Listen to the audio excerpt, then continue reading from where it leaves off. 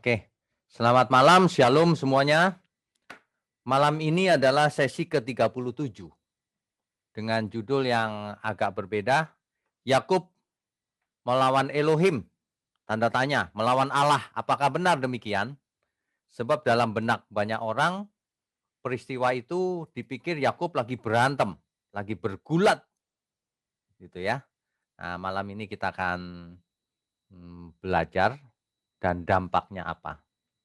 Sebelum itu kita berdoa dulu yuk. Mari kita berdoa. Bapa di surga, kembali kami datang untuk belajar firman kebenaran.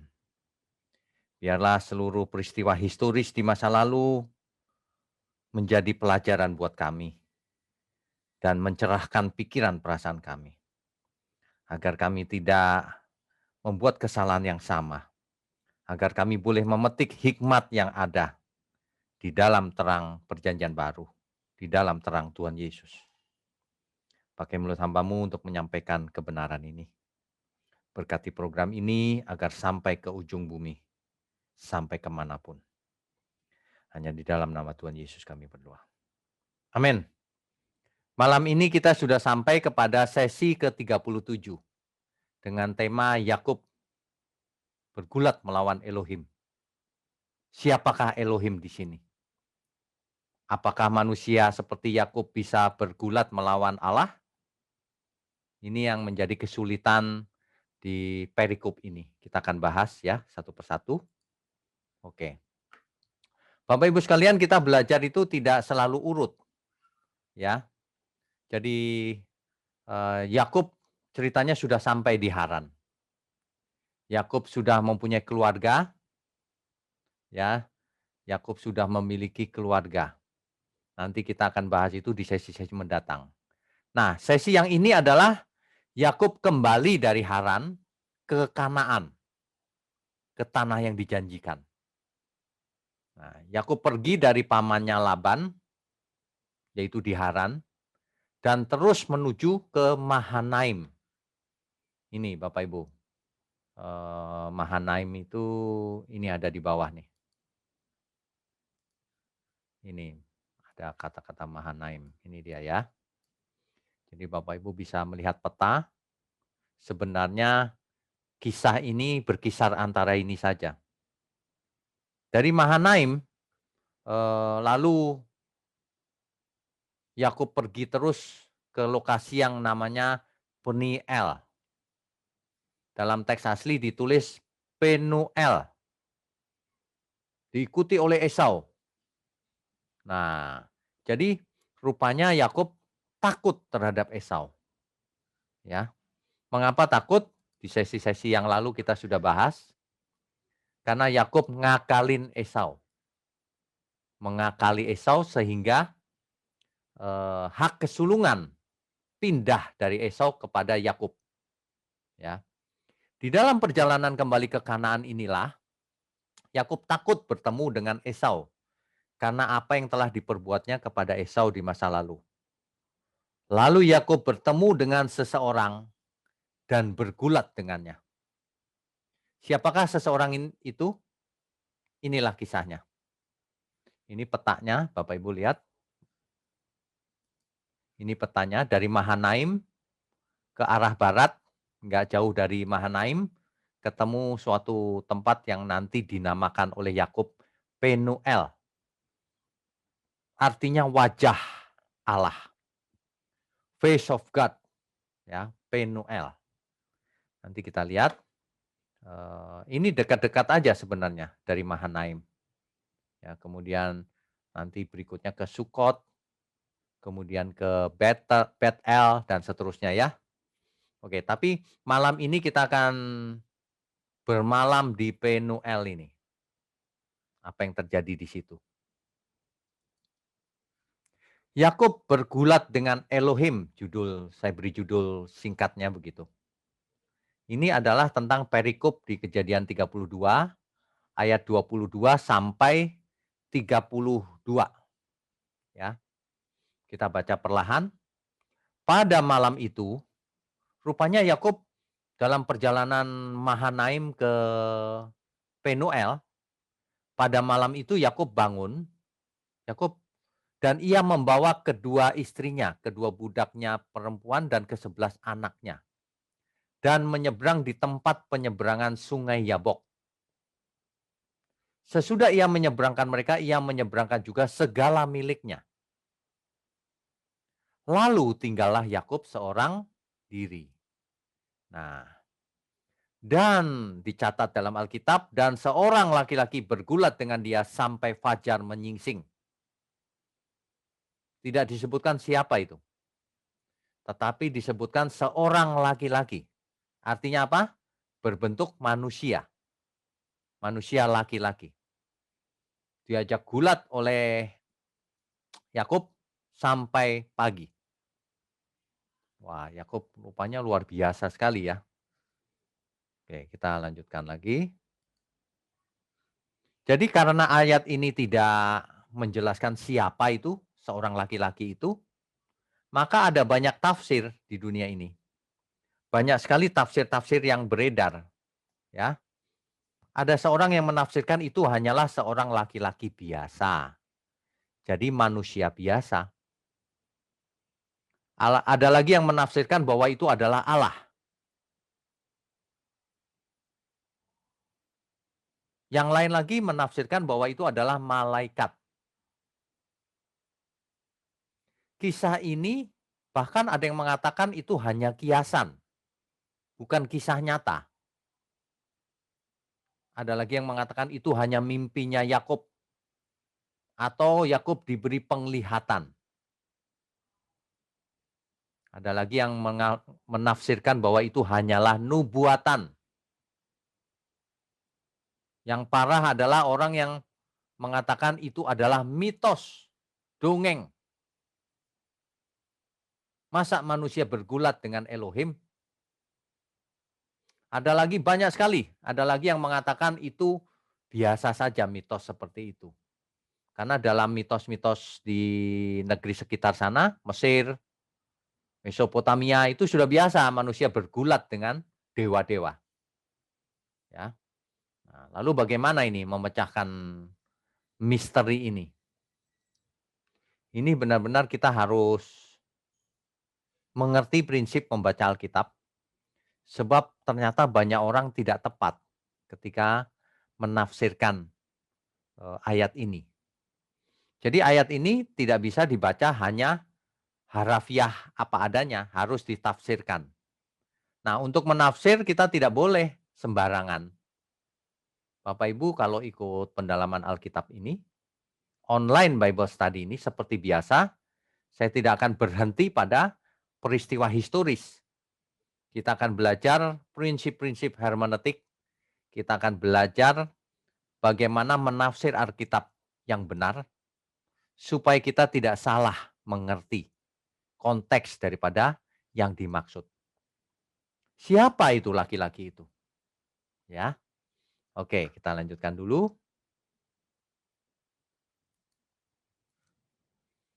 Siapa laki-laki itu? Pertanyaan itu dari dulu sampai sekarang didebatkan orang. Ada yang mengatakan Allah bukan? Malaikat?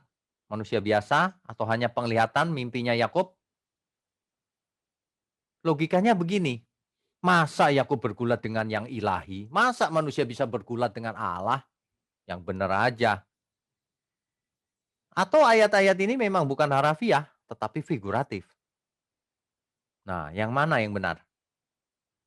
Ya, ini sangat menarik loh. Jadi kalau salah mengerti, akal kita jadi aneh. Ya, oke, kita lihat lagi. Nah, salah satu tafsir dari seorang rabi terkenal, ya, yaitu Rashi, itu di komentarinya Rabi Rashi ini menulis demikian. Our rabbis explain that this was the prince or guardian angel of Esau. Menurut tafsir Rashi, Rabi Rashi ini, yang dimaksud seorang laki-laki tadi adalah the prince of Esau atau the guardian angel of Esau, malaikat penjaga Esau. Kok bisa begitu ya? Kok bisa lari ke penjaga Esau malaikat lagi? Ya itulah tafsir. Tafsir bisa macam-macam. Mungkin Rabi Rashi berpikir bahwa Yakub takut dengan Esau. Esau mengejar Yakub lalu malaikat penjaga Esau yang menyerang Yakub. Mungkin saja kita tidak tahu dari mana mengapa itu bisa disimpulkan sebagai malaikat penjaga Esau. Nah, ini salah satu tafsir ya. Yang konyol adalah ada yang berkata bahwa itu adalah setannya sungai Yabok itu. Jadi supaya Yakub tidak bisa menyeberang, setannya muncul gitu. Waduh, kacau balau. Banyak orang menafsirkan berdasarkan dongeng-dongeng yang ada, mitos yang ada. Kita tidak boleh seperti itu, ya. Oke, kita lanjutkan dulu. Bapak Ibu perlu ingat prinsip dasar menafsir Alkitab. Meskipun Bapak Ibu tidak sekolah teologi, tapi kalau belajar dengan benar pasti bisa menafsir. Ya, ilmu hermeneutik itu sebenarnya sederhana, tapi bisa juga rumit. Tergantung dari bagaimana kita melakukannya. Ingat, kita harus melihat konteks dekatnya. Suatu ayat harus dibaca konteks dekatnya. Artinya, apa yang disampaikan di ayat-ayat sekitar yang kita baca. Ayat-ayat dekatnya, sebelum dan sesudahnya. Apa yang ayat itu menjelaskan apa saja. Nah, itulah yang dinamakan konteks dekat. Ya. Nah, di samping itu kita harus perhatikan konteks jauhnya. Konteks jauhnya, ya. Yaitu mungkin di fasa lain, mungkin di ayat lain atau kitab lain bahkan. Sebab seluruh Alkitab itu tidak mungkin saling bertentangan. Jadi jangan ayatiah, apalagi pilih-pilih ayat. Banyak orang begitu pilih-pilih ayat, ya. Seluruh ayat-ayat di Alkitab saling melengkapi, saling menjelaskan. Perhatikan kalimat ini baik-baik. Nanti kita akan sampai di sana. Ayat di Alkitab itu tidak bisa begini, aku pilih yang ini, menolak yang lain. Tidak bisa.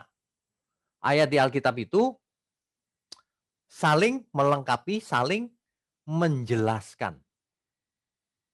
Jelas ya? Bapak Ibu harus ingat ini dulu, prinsipnya. Kalau prinsip ini prinsip dasar hermeneutik. Jadi sebenarnya ini sebuah pengantar hermeneutik. Kita harus perhatikan konteks dekatnya, ayat-ayat di sekitar ayat yang sedang kita baca, konteks jauhnya, di fasa lain, di kitab lain bahkan, itu konteks jauh, berkata apa tentang laki-laki ini, apa ada di ayat lain yang menceritakan siapa laki-laki ini. Itu konteks jauh. Konteks dekatnya adalah di ayat sebelum dan sesudahnya menjelaskan nggak siapa ini laki-laki yang dimaksud ini, yang bergumul dengan Yakub, yang bergulat dengan Yakub. Ya. Jadi ingat jangan ayat ya atau pilih-pilih ayat. Seluruh ayat-ayat di Alkitab harus dicari. Siapa ini sebenarnya? Oke, kita lanjutkan ya.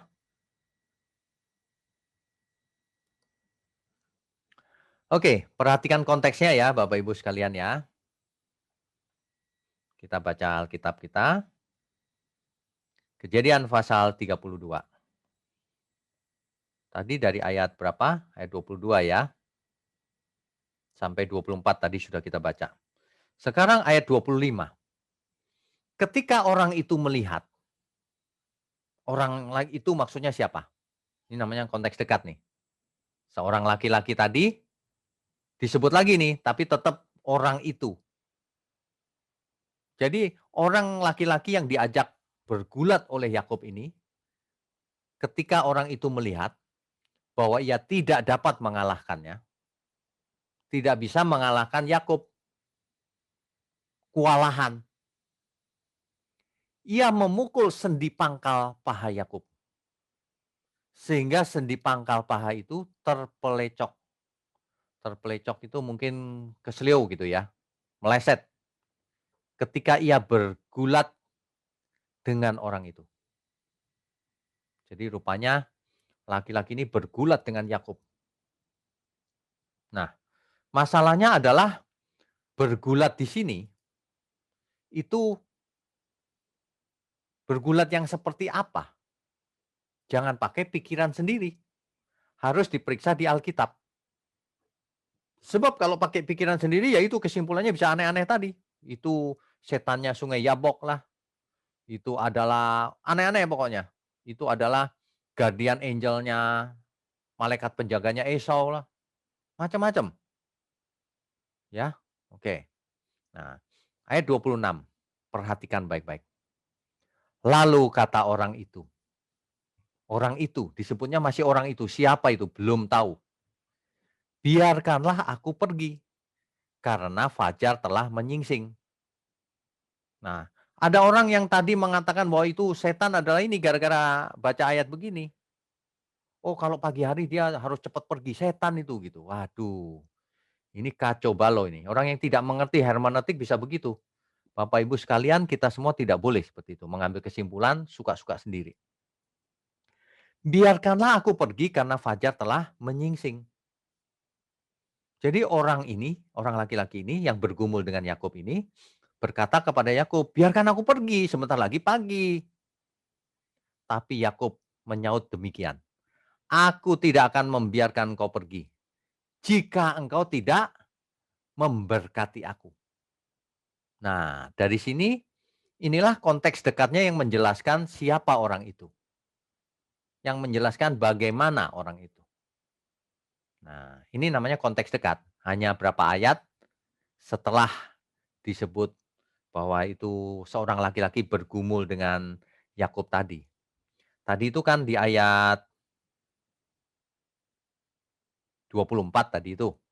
Nah, di ayat 26 dijelaskan bahwa kenapa Yakub tidak mau melepas orang itu. Bukan karena berantem, tapi Yakub memegangi orang itu terus bergumul, bergulat. Yakub tidak mau melepaskan laki-laki itu kalau laki-laki itu tidak memberkati Yakub. Perhatikan bahwa pergumulan atau pergulatan ini bukan perkelahian karena saling bermusuhan loh, bukan ternyata. Jadi jangan kita salah mengerti.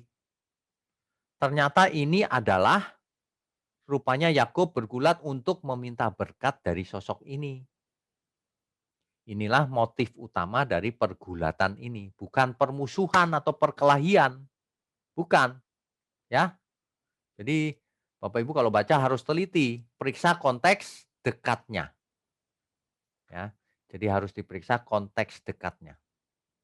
Oke, kita lanjutkan. Perhatikan, kita sedang mengumpulkan data-data berdasarkan teks, bukan berdasarkan apa yang kita pikirkan. Jadi perkelahian, bukan perkelahian, ini pergumulan ini karena Yakub tidak mau lepaskan kalau tidak memberkati Yakub lebih dahulu, gitu ya. Jadi bukan tinju-tinjuan atau berkelahi gitu, bukan. Oke, berikutnya. Di ayat 27 terjadilah hal yang luar biasa ini. Bertanyalah orang itu, masih disebut orang itu, Saudara, Bapak Ibu sekalian. Belum dijelaskan siapa itu. Bertanyalah orang itu kepadanya, "Siapakah namamu?" Sautnya Yakub. Lalu kata orang itu, "Namamu tidak akan disebutkan lagi Yakub." Yakub artinya apa? Menipu, mengambil alih, menggantikan posisi, macam-macam ya. Kita sudah bahas di sesi yang lalu. Tetapi Israel diganti nama Yakub menjadi Israel. Kenapa? Sebab engkau telah bergumul melawan Allah dan manusia. Dan kau menang. Perhatikan baik-baik. Dijelaskan di sini, Yakub diganti namanya menjadi Israel. Mengapa? Sebab ia bergumul atau bergulat melawan Allah dan manusia, melawan Elohim dan manusia. Rupanya bergulatnya dengan Elohim dan manusia, ya. Elohim yang berbentuk manusia gitu. Nah, ini sudah mulai dijelaskan siapa orang itu. Menurut ayat 28 ini, orang itu adalah Allah berbentuk manusia. Nah, tapi ini kan baru data-data sedikit ya, kita harus terus mengumpulkan supaya tidak ayatiah. Oke, berikutnya. Jadi mulai hari itu, Yakub, "Your name shall no longer be called Jacob, but Israel." Nama Yakub diganti Israel sejak hari itu. Oke. Nah, arti nama Israel itu adalah ya, Yisrael, yang berarti orang yang bergumul dengan Allah. Ingat El? El itu Elohim, El, bentuk tunggal daripada Elohim. Jadi berarti Israel berarti orang yang bergumul dengan Allah. Siapa itu? Yakub. Jadi seorang laki-laki tadi adalah Allah. Tapi yang bagaimana? Jangan terlalu gampang. Elohim bagaimana? Atau orang yang bertahan sampai akhir. Atau bisa juga berarti Allah menang. Itulah arti kata Israel. Ya, begitu Bapak Ibu. Jadi kalau kita sering mendengar kata Israel, artinya itu Allah menang atau sebentar kok ini bergeser terus ya. Oke, jelas ya? Itu asal mula kata Israel.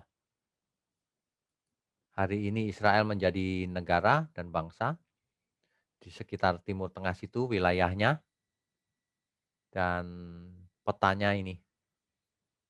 Peta ini berubah-ubah seturut dengan eh, masalah politik ya. Israel dikelilingi oleh Egypt, Mesir, Jordan, dan Republik Syria, Arab Syria, Lebanon, macam-macam ya. Oke, kita lanjutkan.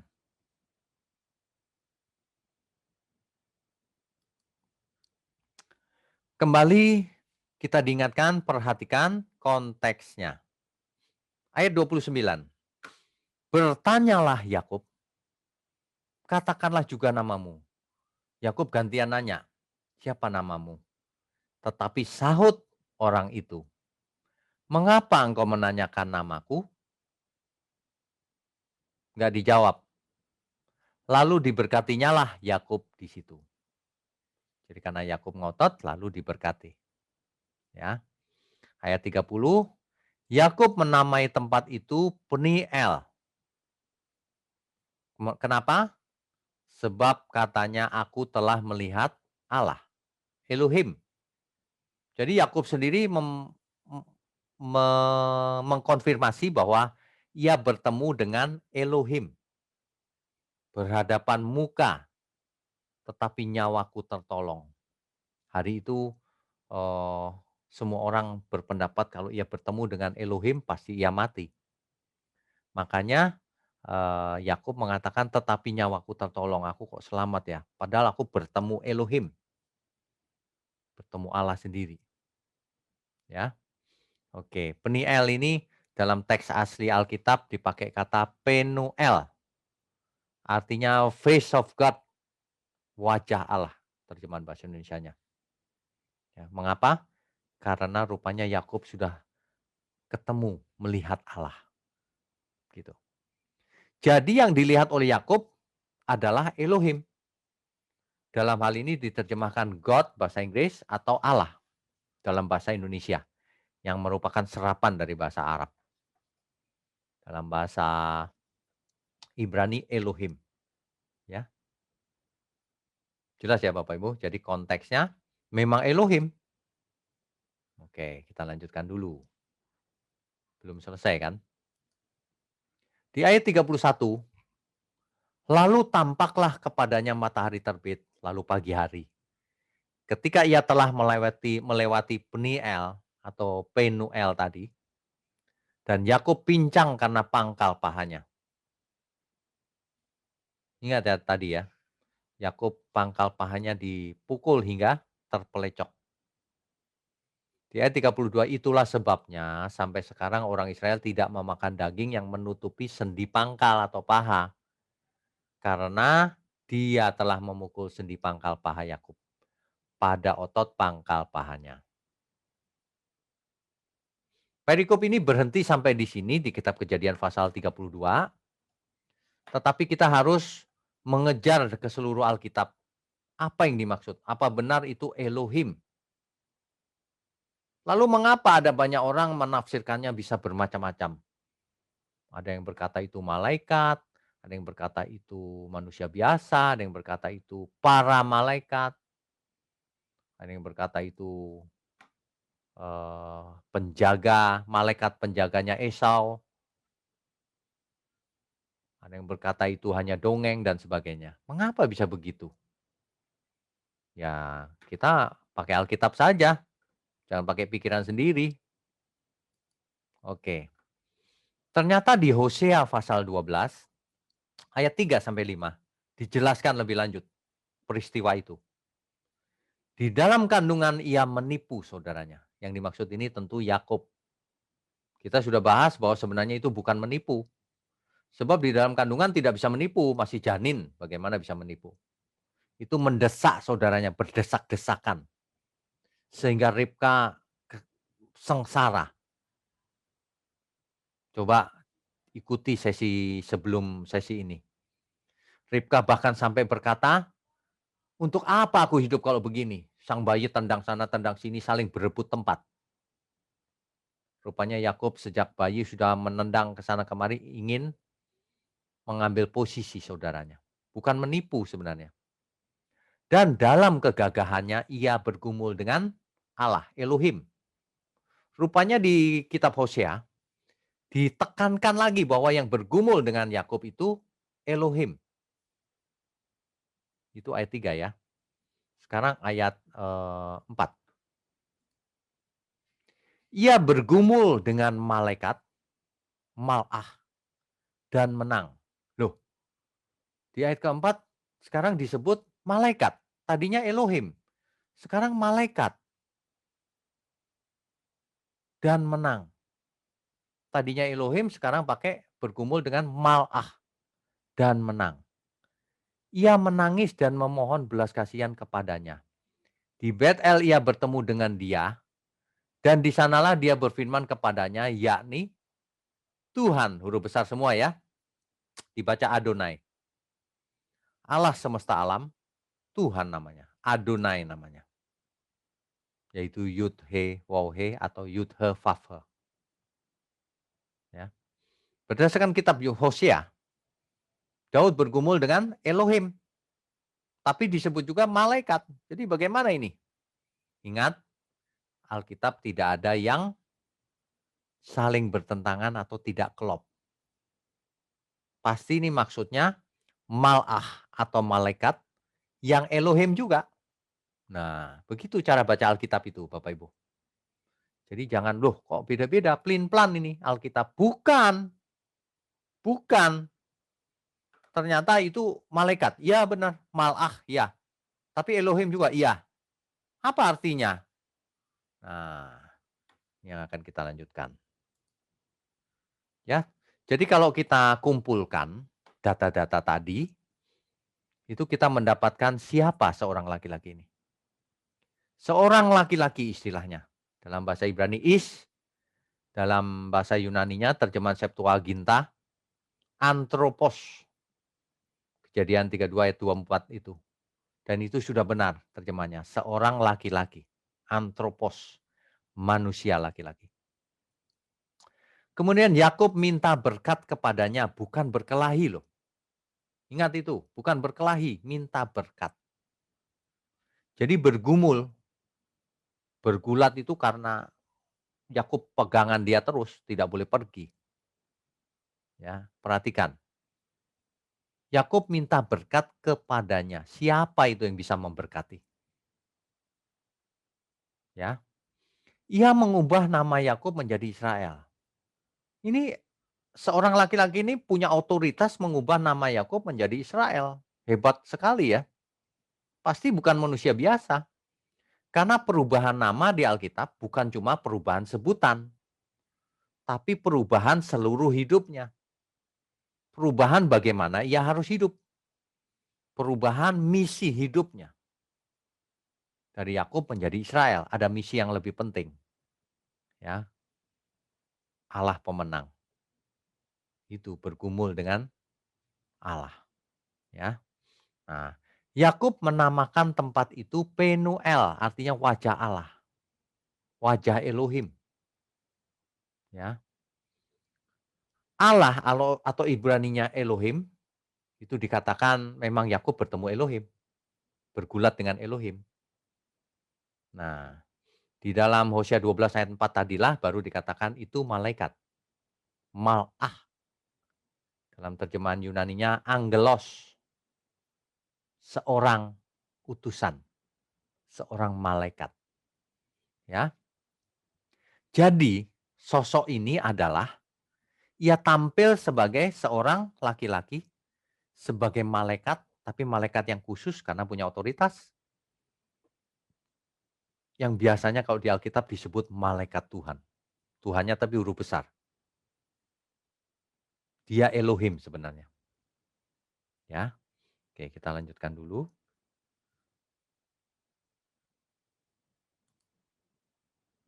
Ya, jadi kalau kita lihat,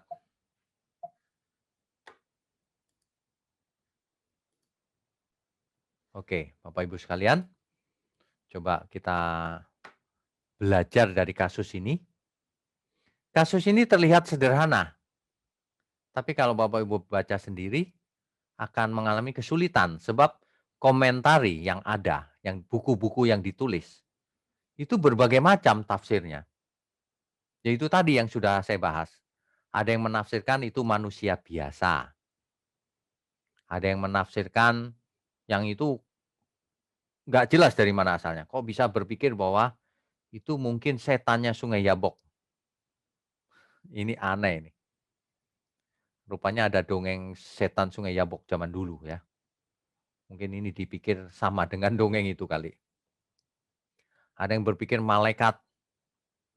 Nah, contohnya Rashi, Rabi Rashi itu di komentarinya ia menulis bahwa itu adalah malaikat penjaganya Esau. Saya nggak tahu dari mana bisa menafsir seperti itu, tapi itu salah satu tafsir. Tafsir yang lain macam-macam pokoknya. Bahkan ada yang menyampaikan eh, kisah di mitosnya Mesir. Ada manusia yang bergumul dengan dewa-dewa. Begitu, dipikir paralel, padahal tidak. Sebab yang ditemuin oleh Yakub adalah Elohim himself, adalah malaikat Tuhan, Mal'ah Adonai. Ia menunjukkan otoritasnya. Ia bisa memberkati Yakub, ia bisa mengganti nama Yakub menjadi Israel, memberikan misi baru kepada Yakub. Ingat, ada konteks dekat, ada konteks jauh. Konteks jauh itu contohnya di Hosea, ya. Contohnya di Hosea itu tadi kita sudah bahas. Hosea menjelaskan bahwa itu adalah Elohim, itu adalah mal'ah atau malaikat. Jadi malaikat Tuhan sebenarnya. Nah, itu konteks jauh. Belum lagi kalau kita bongkar di Perjanjian Baru dan sebagainya. Nanti kita akan mendapatkan kesimpulan yang alkitabiah. Jadi Bapak Ibu meskipun perikopnya itu pendek, itu menjadi persoalan kalau tidak dianalisa secara panjang lebar. Banyak orang kalau baca Alkitab itu kan eee, cuma satu ayat atau satu perikop, kan biasanya begitu.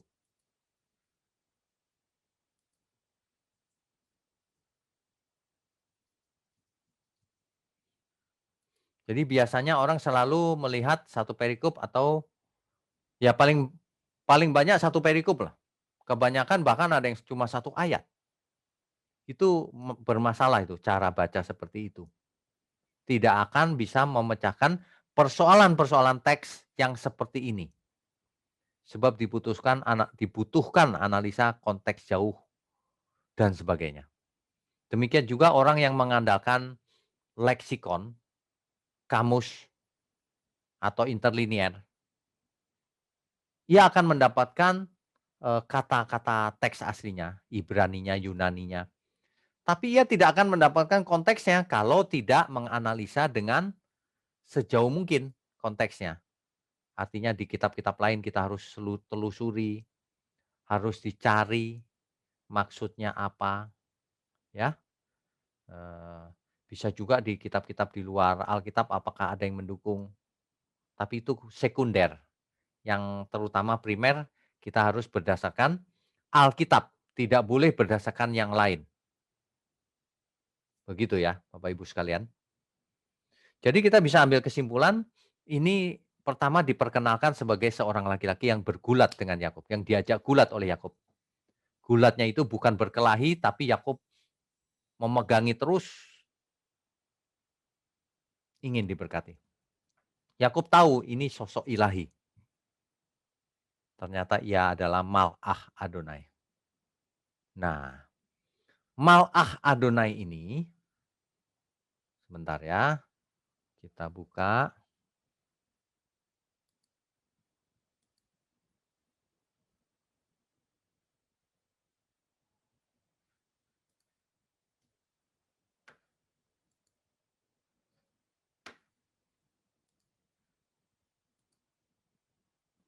Sebentar Bapak Ibu.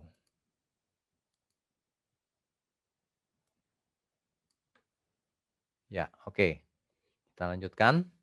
Jadi sebenarnya kita bisa lihat begini. Saya sharekan dulu screen-nya ya. Ini ada screen penting yang saya mau sharekan. Ya.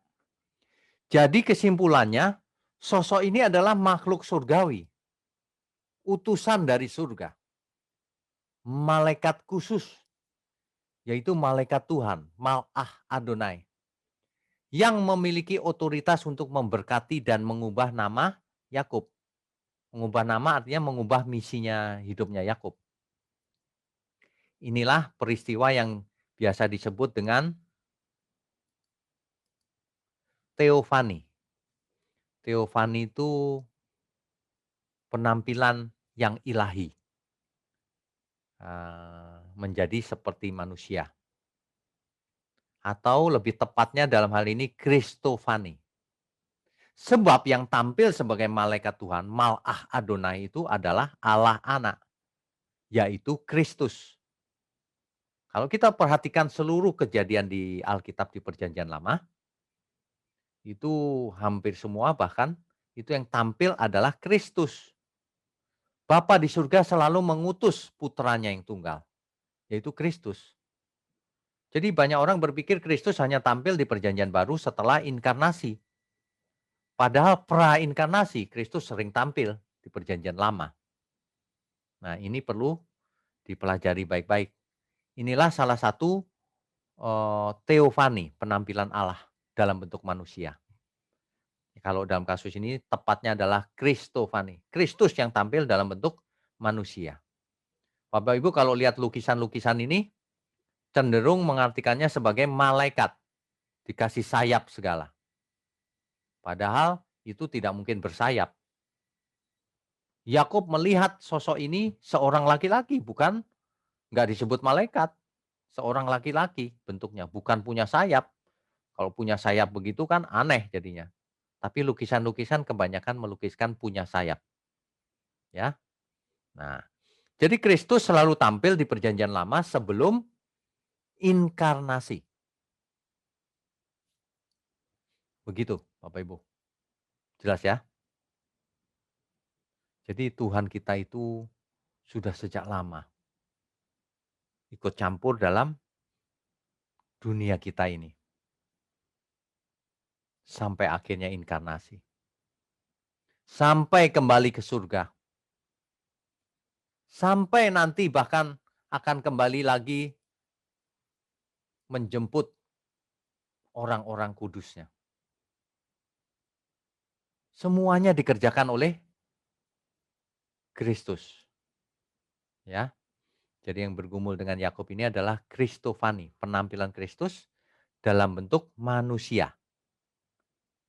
Kalau Bapak Ibu belajar dengan baik, di Alkitab itu selalu ada penampilan para malaikat. Itu pun bukan bersayap. Contohnya waktu peristiwa Sodom dan Gomora, malaikat tampil sebagai apa? Ada 3 malaikat dikatakan. Sebagai seorang laki-laki, 3 orang laki-laki. Nah, dalam peristiwa Sodom Gomora di sesi yang lalu kita sudah bahas ya, bahwa 2 itu memang malaikat biasa, tapi yang satu itu adalah Adonai sendiri, Tuhan sendiri. Disebut malaikat Tuhan, Mal'ah Adonai. Demikian juga yang bergumul dengan Yakub, Kristofani, penampilan Kristus di Perjanjian Lama. Oke, berikutnya kita akan melihat di minggu depan eh, dengan tema kebaikan Esau. Bapak Ibu sekalian kalau melihat judul ya, jangan menilai berdasarkan judul. Ada banyak hal yang kita pelajari di dalam hikmat-hikmat yang luar biasa. Contohnya malam ini. Ya, oke. Kita share-nya kita matikan dulu. Oke, baik. Jadi Bapak Ibu sekalian, tidak terasa sudah 45 menit ya. Kiranya kebenaran ini memberkati kita semua, bahwa Kristus selalu tampil sejak dahulu sampai nanti selama-lamanya. Jadi kalau kita punya Tuhan seperti Kristus, itu Tuhan yang benar. Tuhan mana yang seperti Kristus? Tidak ada. Dewa mana yang menampilkan diri kepada manusia? Berinteraksi, melindungi, menyembuhkan, mendidik, berinteraksi langsung dengan manusia. Dewa mana? Tidak ada. Hanya Tuhan Yesus. Bedanya Elohimnya Israel dan Elohimnya yang lain, sesembahan yang lain, Elohimnya Israel itu nyata. Sejak dahulu nyata. Bapa selalu mengutus sang anak.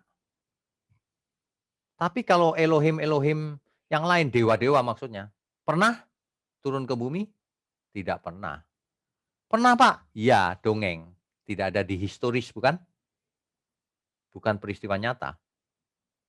Itu bedanya. Kebenaran sesuai dengan kenyataan. Kiranya ini menjadi berkat bagi kita semua. Dan kita mengerti dan kita mau berubah. Kita beruntung dan kita diberkati sebenarnya. Kita sangat diberkati kalau kita memiliki Alkitab yang bukan mitos. Yang semuanya adalah historis. Bahkan semuanya akan menjadi kenyataan di masa depan. Kristus akan tampil menjemput orang-orang kudusnya. Amin. Oke, co-host. Ya, baik, Oke. kita sambung dalam sesi tanya jawab. Terima kasih Pak Wisnyo atas penyampaian materinya. Diingatkan kembali kepada Bapak Ibu yang ingin bertanya dapat raise hand dan membuka video. Pertanyaan pertama kepada Ibu Lilis, silakan Bu. Terima kasih Ibu Ribka. Ya, Ya. salam. Nyo. Shalom Bu Lilis, Ya, silakan. ini memang untuk perikop ini saya sudah lama menggumulkannya ya Pak ya, karena Ya. memang mengerti. Jadi tadi Bapak mengatakan bahwa sebenarnya sosok manusia ini ini adalah real, bukan penglihatan, bukan mimpi ya Pak. Ya, Tapi betul. Benar. bertemu pribadi, sosok pribadi. Betul. Cuman ini Pak, saya mohon penjelasan untuk ayat yang ke-25 Pak. Ya, Ayat 25 itu ketika orang itu melihat bahwa ia tidak dapat mengalahkannya. Jadi sosok ini tidak mengalahkan Yakub atau memang dia tidak mau ini secara fisik, ia memukul sendi pangkal paha Yakub. Berarti ini secara harafiah ya Pak ya? ya, itu harafiah. Benar. Se- Kan se- Yakub terpelecok sehingga jalannya tidak bisa itu lurus kan? Betul Pak. Mm. Sekiranya ada yang bertanya kepada saya, kenapa dia tidak bisa mengalahkannya itu Pak? Apa yang harus saya jawab Pak? Apakah orang ini tidak mau melukai Yakub atau bagaimana Pak? Mohon Ya, oke, baik. kasih. Jadi kalau kita mengerti persoalannya bahwa itu bukan tinju-tinjuan atau Iya, iya, berantem berkelahi, iya. itu Daud pegangan terus ke orang itu. Kewalahan, nggak mau dilepas Daud. Jadi mengalahkan di sini bukan karena kalah tinju-tinjuan atau berkelahi, bukan. Iya. Kewalahan mau melepaskan Yakub nggak bisa gitu, karena Ah, Yakub itu kuat gitu. iya, iya. Jadi bukan adu apa Fisik. gitu, bukan ya, bukan adu fisik, tapi Yakub ini gandoli terus lah bahasa Jawanya gitu. eh, Pegangan terus gitu. Jadi Akhirnya orang orang ini merasa, "Waduh ini nggak bisa lepas nih." Lalu dipukullah eh, pangkal pahanya gitu. Baru oke, lepas kesakitan. mengerti Pak Wijno. Terima Mhm. kasih penjelasan. Oke, ya. Tuhan berkati. Mari kita berdoa. Bapa di surga, terima kasih kalau kami diberi pencerahan bahwa Kristus sudah berkarya prainkarnasi. Kami mengucap syukur kalau jalur Mesias itu terus berlangsung atas campur tangan Tuhan juga. Dan keselamatan sampai hari ini pun Tuhan intervensi dalam hidup kami, yaitu Roh Kudus. Terima kasih Tuhan, bimbing kami terus masing-masing kami. Biar setiap kami melewatkan hari dengan penuh berkat, dengan memuliakan Tuhan, dengan menyenangkan hati Tuhan. Dan kami tidak mau buat salah Tuhan. Ampuni segala kesalahan kami selama ini. Bapa di surga, berkati program ini sehingga boleh berkembang, makin lama makin banyak orang diselamatkan. Dan juga orang-orang yang mendukung program ini, Tuhan berkati seluruh keluarganya. Juga kami semua yang taat, tekun mengikuti program ini. Tuhan pakai hidup kami menjadi saluran berkat. Agar setiap kami bagikan link ini kemanapun, mengubah jiwa-jiwa yang mendengarnya. Terima kasih Bapa, ke depan kami mau serahkan ke dalam tangan-Mu. Agar program ini boleh berlangsung selama mungkin, menurut kehendak Tuhan. Hanya di dalam nama Tuhan Yesus kami berdoa dan mengucap syukur. Amin.